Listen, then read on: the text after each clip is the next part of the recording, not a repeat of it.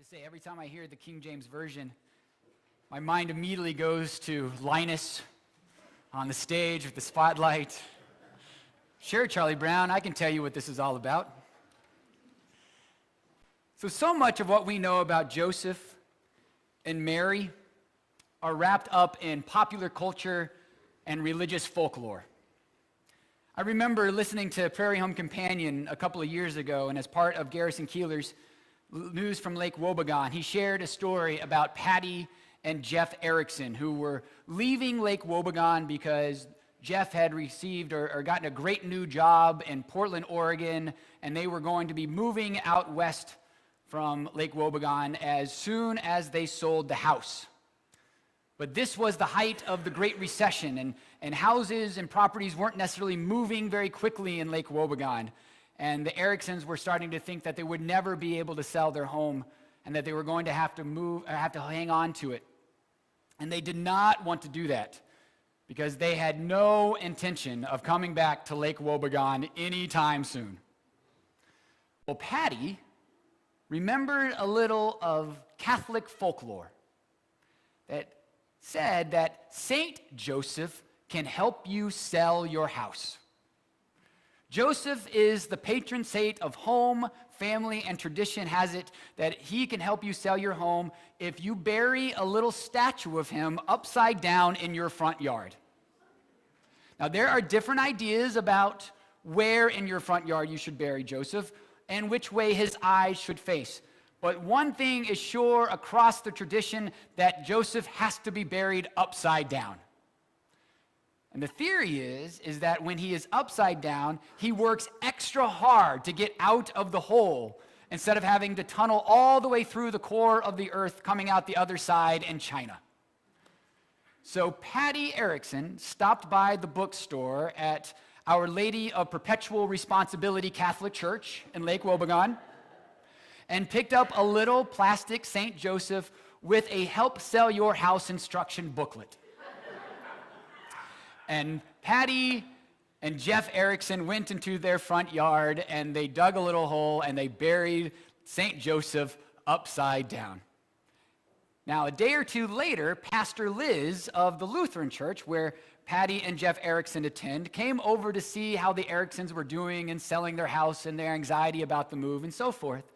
And she was excited when Patty told her that they had buried a St. Joseph upside down in their front yard. And so they went out to have a little peek of the bearded man in a robe in the ground. And to their amazement, St. Joseph was gone. He wasn't buried where they had left him. And they dug around and they eventually found him underground, but he was a foot or two deeper than where they had buried him the day before. St. Joseph had moved. And that discovery made them feel a little weird. I mean, how could a plastic statue navigate below ground?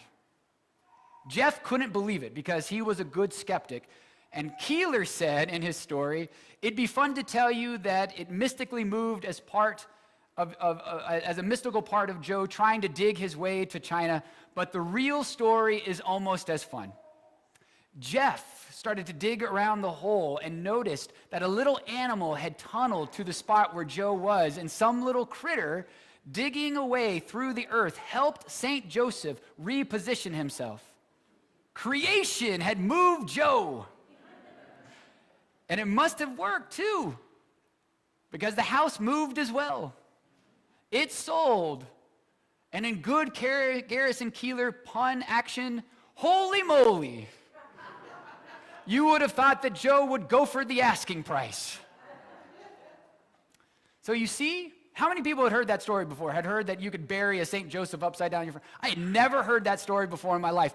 I Google searched folklore about Mary and Joseph, and this is where I found this. I'd never heard of this before. See, but so much of what we think about the Holy Family, about Mary and Joseph, are wrapped up in superstition and folklore. And let's be honest, Joseph may be able to sell your home, but if you want real power, Mary is where the real power is. There are countless stories and legends from so many different cultures from around the world about the Virgin Mary appearing to people and performing a miracle on their behalf. And I'm not talking sell your house level miracle. I'm talking heal your ailment, open your eyes because they were blind, have you walk again level miracle. She is so revered around the world. So many people of different faiths revere Mary. Christians and Muslims, and if you add Christians and Muslims together, that's every other person in the world, around the world, hold her in such high esteem and so close to their hearts. The Prophet Muhammad venerated Mary, and there are complete surahs in the Quran that are dedicated to her. No wonder then, since if you add Christians and Muslims together, they account for every other person in the world, that Mary and her slight variations, Marie, Maria, Miriam, etc., it is still, in the 21st century, the most popular name to name a newborn girl. Joseph, God love him, and the variations of his name ranked 6th. Mary's first, Joseph 6th, it's not the same. But why are these two people so important to their story? Over the centuries, there's been lots of tradition, lots of legend, lots of folklore around the Holy Family. But we really do not know that much in real hard fact about Joseph and Mary, especially about Joseph.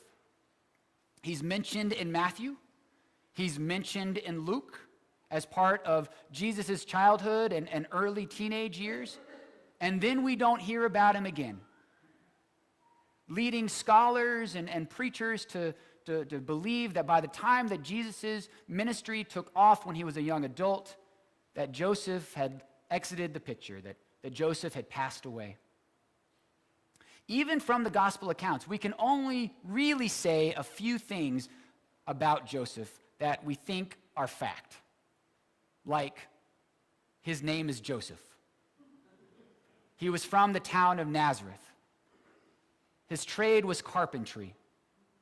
His religious and ethnic background was Jewish. He had a wife named Mary. He had a son named Jesus. We also know that he was born in the last half of the last century of the BC era, and that he was a man. That's about all we can say for sure about Joseph. And Mary, Jesus' mother, on the other hand, she is around until the very end. Each gospel is clear on this. She is the only one to witness it all. She was there at the beginning. She was there at the end. In terms of Jesus' ministry and life, she is the Alpha and the Omega. And Mary holds a special place within Jesus' ministry. She saw his sermons in the synagogues. She witnessed his miracles and healings. She knows when there needs to be more wine at the wedding feast in Cana. She's a smart woman, that Mary. And she and Jesus have a very special bond. When the townspeople come to her saying that her son has gone mad and that she needs to come and care for him, she comes to take him home and to nurse him back to health.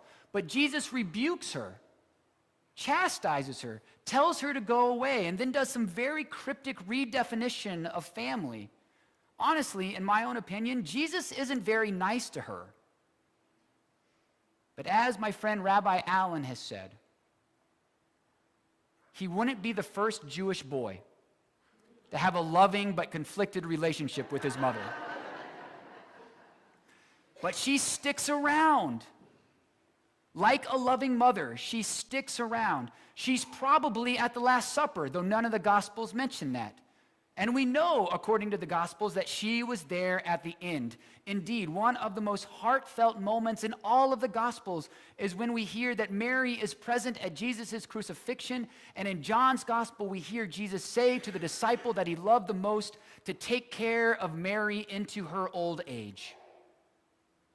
So compared to Joseph, we know so much about Mary. And yet, we really don't know that much at all. When we hear in the Gospel of Matthew that Joseph was a righteous man, it is no longer based on what the ancient idea of righteousness is. See, he's considered a righteous man, and yet he decides to go against the letter of the law of his day by taking Mary to be his wife, even though she was with child. His righteousness isn't grounded on his orthodoxy, but instead, Joseph's righteousness is based on his actions, as the Gospel of Matthew says, of being a kind and loving man. We hear how Mary was afraid when she received the news from the angel Gabriel that she was with child, even though she was not married yet. And she could get into a lot of trouble.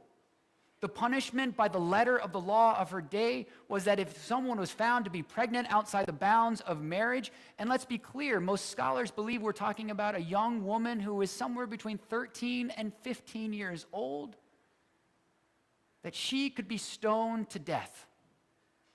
She had every reason to be afraid, and yet, out of that fear, she faces it with bravery and courage. She lives into God's mission for her with courage and bravery and joy, the scriptures say, for the mission and plan that God has for us. And because of her bravery and courage and joy that she receives that mission, she has inspired millions of people around the world. We hear how both Mary and Joseph traveled to the town of Bethlehem because of the census, the registration that Emperor Augustus had decreed. And we see how ordinary people can be bullied by the system. They are powerless against Rome. Rome tells the people of ancient Palestine to jump, and the people of ancient Palestine should ask the question, how high? And Mary and Joseph know what Rome can do.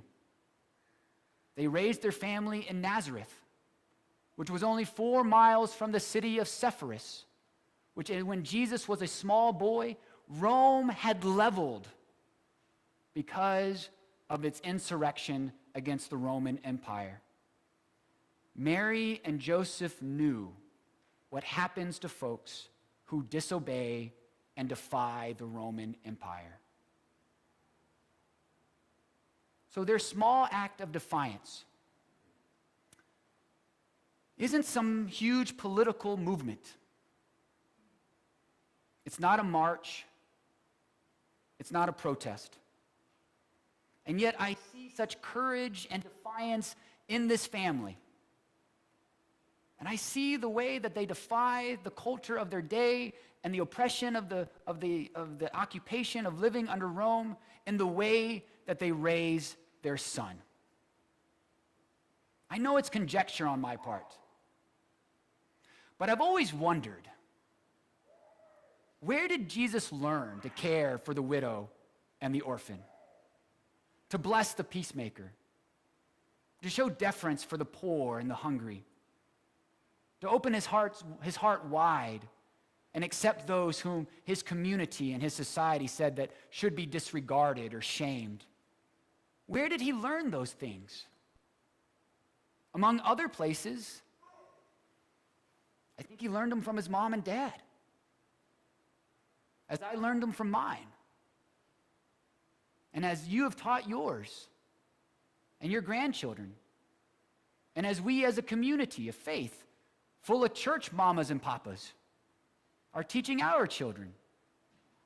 So let me say this to you.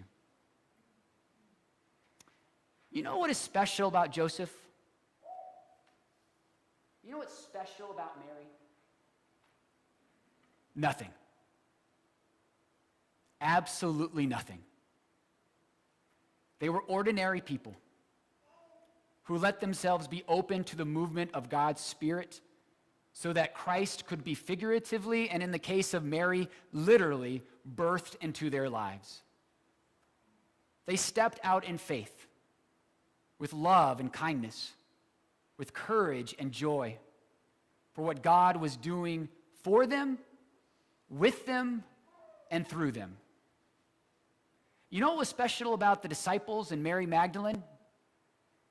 You know what was special about the early church leaders? You know what's special about all the saints in heaven and on earth? Nothing. Absolutely nothing. They're just ordinary people, ordinary Joes and Marys who stepped out in faith with love and kindness, with courage, and received that mission with joy for what God was doing for them and with them and through them. You know what's special about Susan B. Anthony and Mahatma Gandhi, Martin Luther King Jr. and Mother Teresa? Nothing. Absolutely nothing. They're just ordinary Joes and Marys. They stepped out in faith with love and kindness, courage. They received that mission with joy for what God was doing for them and with them and through them. And you know what's special about me? And you know what's special about you? And everyone else? Nothing. We're just ordinary Joes and Marys. We're just ordinary people who are trying to open ourselves up to the movement of God's Spirit so that Christ can be born figuratively into our lives. That's the way God intended, and that's the way God intends us to live, to bring about God's peaceable kingdom. The Nativity story shows us what happens when ordinary Joes and ordinary Marys open ourselves up to the movement of God's Spirit. And we can see great progress through history when we see what Joes and Marys can do when they share that on and on and on with others. We can see how they become Christ's hands and Christ's voice and Christ's movement. Ordinary Joes and Marys.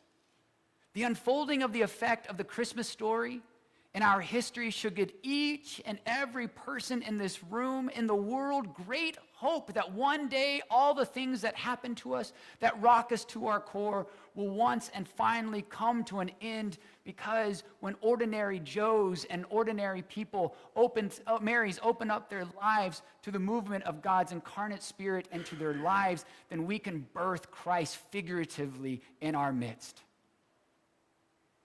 When we do that, when ordinary Joes and ordinary Marys open themselves up, extraordinary things can occur. When we do that, we help fulfill the promises that came on earth in that very first Christmas story. So why Joseph? Why Mary? Not the folklore or the legends, not the crazy stories of burying statues upside down, or statues miraculously coming to life and healing people who are sick. Why Joseph and Mary? Because it reminds us and shows us what can happen when ordinary Joes and ordinary Marys open up their lives to God's incarnate Spirit. In the early service, Edith Mason shared with me that she was at a Christmas party last week with her nieces and nephew. And her 6-year-old nephew, she walked up to him and she wrapped her arms around him and she said, "Merry Christmas." And he replied, "And a Joseph Christmas to you too." So may Mary and Joseph inspire you this day, you ordinarily extraordinary people and children of God. Amen and amen.